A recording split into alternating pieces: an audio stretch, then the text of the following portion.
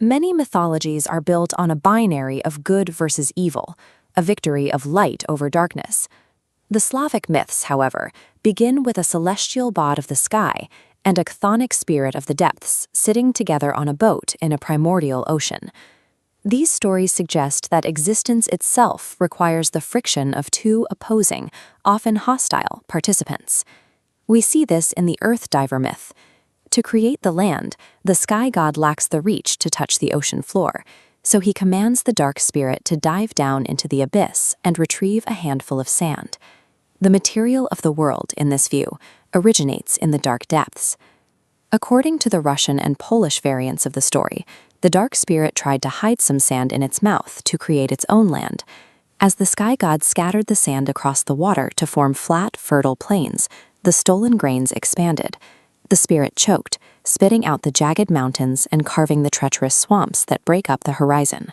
Other traditions point to a cosmic egg floating in the void. Inside lived Svarog, the cosmic smith and god of celestial fire. When the egg fractured, the upper shell became the firmament of the heavens, and the lower shell formed the earth. Svarog used his hammer to forge this new universe into a working system, striking the first laws of nature and divine order into physical existence. These myths present a world born from a volatile collision. Because existence was forged through conflict, it required a rigid, three-tiered architecture to keep these opposing forces from collapsing back into chaos. The world tree is the axis of the Slavic cosmos, documented on the 9th century's brooch idol.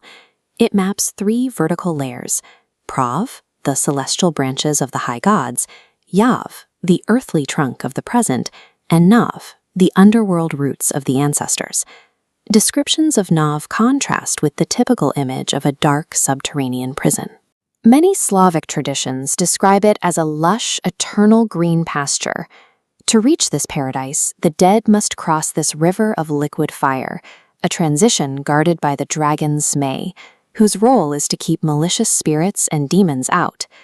The world tree serves as a vertical containment system, providing a fixed place for law, mortal life, and the afterlife to interact without destroying the balance.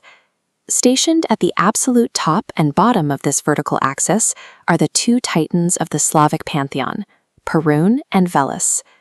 Perun, the god of thunder and war, rules from the branches of Prav. He is often symbolized by a majestic eagle, enforcing justice and the laws of the universe, striking with lightning when that order is threatened. His rival, Veles, coiling in the roots of Nav, represents the mysteries of the earth, magic, and wealth.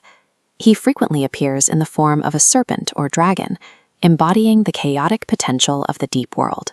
Their relationship centers on a constant cycle of theft and retaliation. Veles slithers up the tree to steal Perun's cattle, and Perun responds by chasing him with thunderbolts. When Veles finally retreats to the underworld, the resulting friction releases life-giving rain, which falls upon the middle realm of Yav. This conflict functions as the cosmic engine. In Slavic mythology, the universe stays fertile and alive only because these two forces continue to struggle. This same tension organizes the human world of Yav. Here, the struggle between order and chaos manifests as the cycle of the seasons.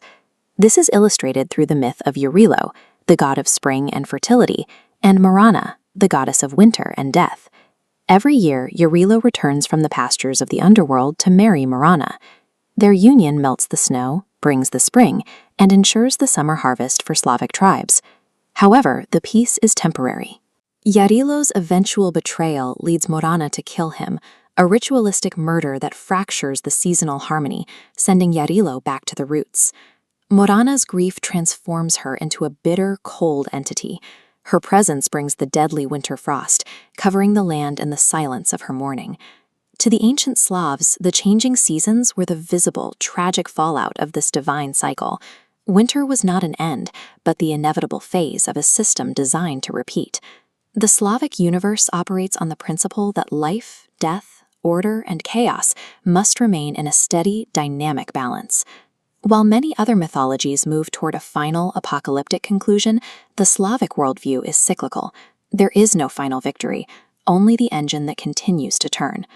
But as the gods wage their war and the seasons die and return, what happens to the human souls caught in the middle? The Silver Sword of Geralt of Rivia and the Baba Yaga title of the John Wick franchise are more than modern creative choices. These icons are the surviving remnants of a system where the supernatural lived in the house next door, or perhaps under your floorboards. In the traditional Slavic view of the world, there was no border between human spaces and the spirit realm. The two landscapes occupied the same physical coordinates.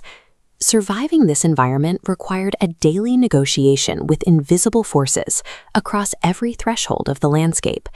That negotiation began in the family home. This heavy masonry stove was the center of domestic life and a porous boundary to the unseen. The area behind the stove belonged to the domovoi. This hairy ancestral spirit functioned as a household protector, provided he was respected with food offerings. But the home also contained the kikimora, a malevolent spirit associated with the unquiet souls of children. She was the inverse of the domovoi, bringing chaos to the kitchen and the spinning wheel at night.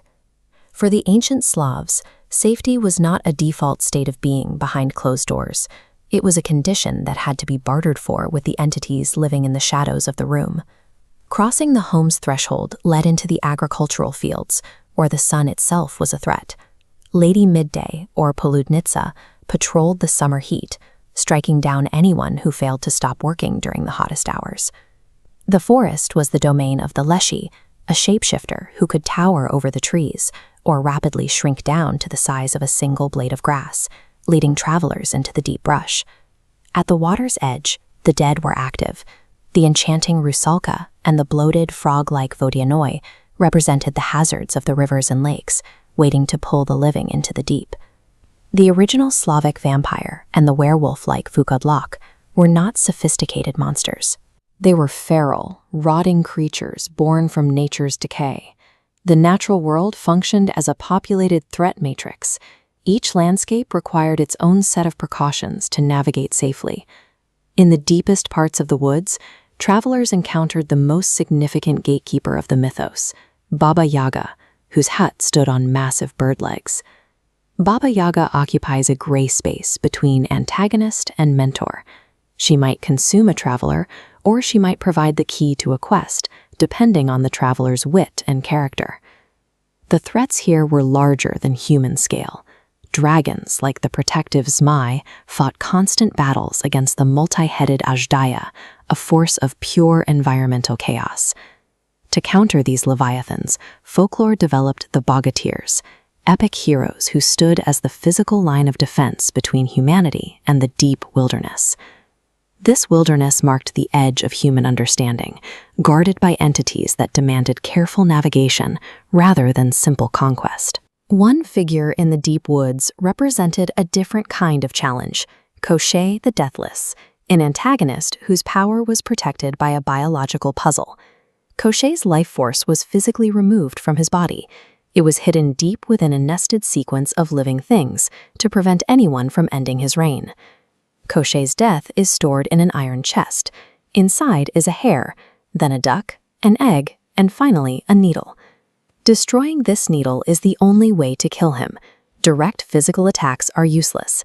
This indicates that the most formidable threats in this mythos are not overcome by strength, but through the investigation of a hidden, fragile logic. When Christianity became the dominant institutional force, the nature-based Slavic gods appeared to be on the verge of erasure. These stone faces were symbols of a world that was being officially replaced. However, the population maintained a practice called dwoverie, or double belief. This allowed the ancient worldview to survive by integrating it into the new religious framework. The old gods were given new identities. Perun, the thunderer, was recast as the prophet Elijah, maintaining his association with the storm. Velis, the god of the underworld and cattle, became Saint Blaise. The earth goddess Mokosh was merged with the iconography of the Virgin Mary. Rather than vanishing, the mythology adapted. The old spirits and guardians survived for centuries as long as they occupied the calendar of the new faith. Because these stories were rooted in the geography of the land, they re-emerged in the 20th century. The composer Igor Stravinsky was among those who began to look back at the unchristianized Slavic past. His work, The Rite of Spring, brought the raw energy of pagan ritual to a global stage, using the aesthetic of the ancient Slavs to break modern artistic conventions. This influence continues in Andrei Sapkowski's The Witcher series, which uses the specific demonology of the Slavic woods to construct its world of monsters. This tradition of hearth spirits and forest monsters has transitioned from oral peasant tales to a core influence in modern fantasy literature and digital media.